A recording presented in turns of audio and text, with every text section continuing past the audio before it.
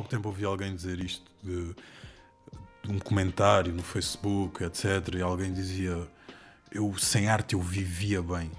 E um comentário de uma pessoa agressiva. E a pessoa que estava a olhar era uma psiquiatra, uma psicoterapeuta. Ela a dizer: eu se tivesse a dizer isto a um paciente meu, isto era um quadro pesado.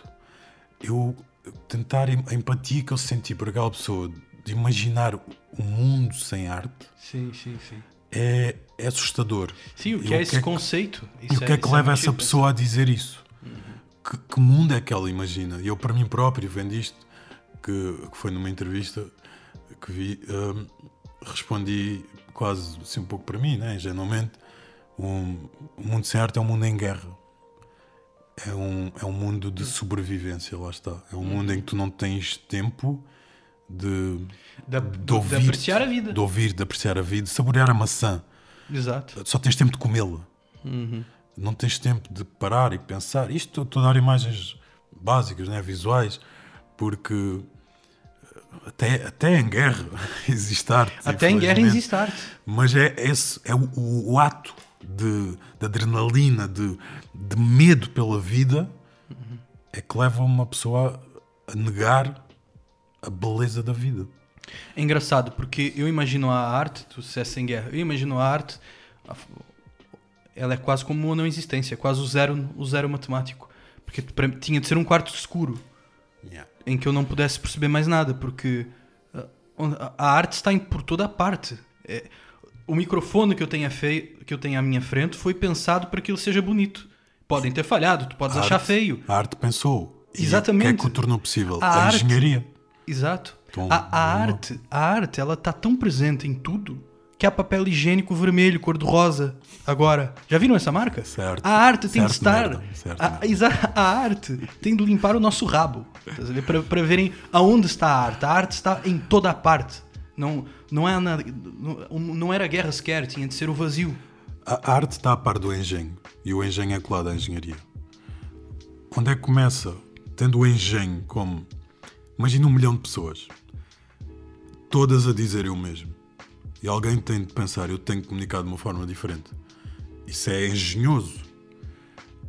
Mas espera aí, começou no tenho de pensar. O engenho para mim é a ponte que leva o pensamento à concretização. Ou seja, de um lado está o pensamento, do outro lado está a engenharia, digamos assim. Entre esses dois está o engenho, a criatividade. E é nesse ponto que estás a tocar, porque lá está, voltando ao início, uma coisa alimenta a outra. Uma pessoa que tenha muitas ideias, mas que não estuda, ou que não queira estudar, ou que não saiba pô-las em prática, fica pelas ideias, fica no pensamento. Uma pessoa que seja técnico, em detrimento da criatividade, é um executante exímio, mas depois não tem soluções para certas coisas.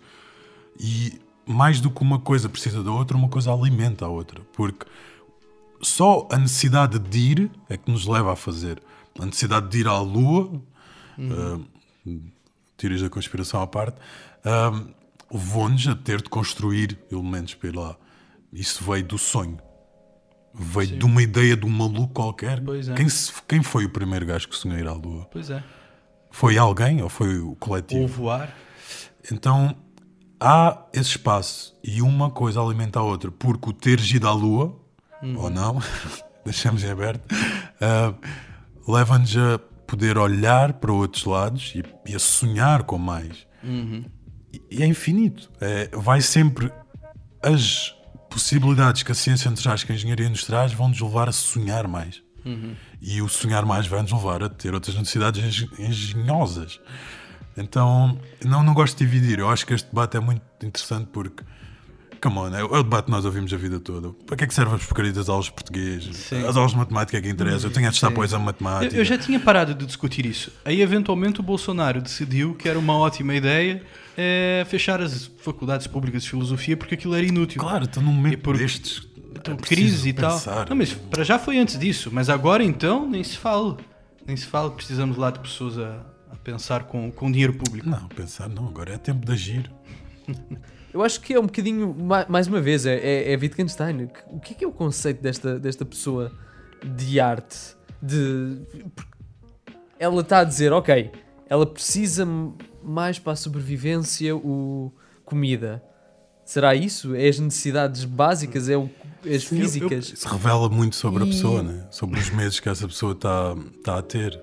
E é ingênuo dessa pessoa dizer isso. Correção, não foi Não foi uma um psiquiatra, Yeah. foi a irmã de uma amiga minha, que é médica e entra nessas áreas, e que ela viu esse comentário. E depois Ok. teve essa reflexão que partilhou numa entrevista, e que em resposta a irmã, que é uma grande amiga minha, faz um poema em resposta a isso.